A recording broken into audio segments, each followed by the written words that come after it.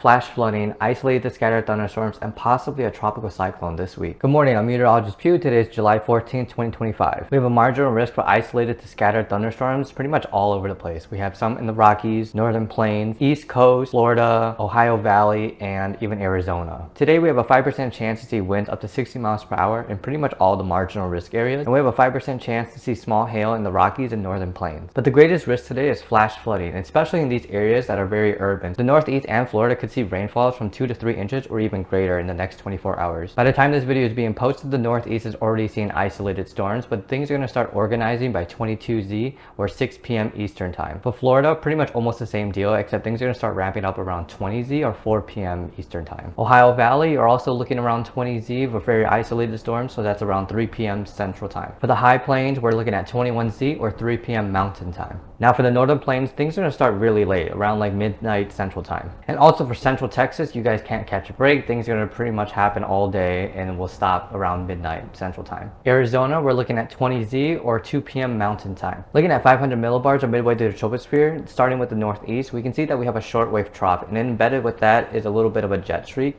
and this is going to be the reason why we're going to have more organized storms later in the evening. With this small jet streak, it looks like there's going to be good shear, which is going to tilt those updrafts and prolong those storms. With the Ohio Valley, there's actually a weakening in the wind speeds, and I wouldn't anticipate any storms that do develop because they have weak shear. They probably won't last that long at all. For the Northern Rockies and Northern Plains, we have a huge broad trough starting from British Columbia that's going to travel its way down slowly, and anything along that trough is going to produce prolonged storms. Something else I want to point out is in the border of Wyoming, South Dakota, and Nebraska, we can see the isobar spreading out just a little bit, but at the same time that this is happening, we have greater wind speeds. So when you have slower wind speeds going into faster wind speeds, it's almost like stretching the air, which is going to create upper level divergence, which is going to promote upward motion. But at the same time this is happening, you have winds also diverging from each other. So that's going to be another influence for upward motion. In Arizona, we have a similar story. We have weaker winds going into stronger winds, so that's creating upper level divergence, upward motion, and that's in alignment with the dry line over there. So we have surface lifts, upward motion, storms. If we look at precipitable water, or how much water is in a fixed vertical column, which is a good measurement for moisture, we can see that the values in the Northeast and in Florida are around 2.25, and that's an extremely moist environment. Looking at the surface, the Northeast and the Rockies are going to have a very similar story. Both of them have a near stationary front that's going to produce surface lifts constantly in those areas. Because the areas of concern are east of the mountain ranges, what's going to happen is when the air goes down from the mountain, it's going to draw out the moisture, which is going to create these dry lines. And because the air is relatively the same temperature, warm dry air is heavier than warm moist air, so it's going to act like a cold front and push those surface lifts. Now in Florida, we don't have a cold front, but we have a localized low pressure off the coast. When you have low pressure in the tropical waters, basically just going to be a free-for-all for convection.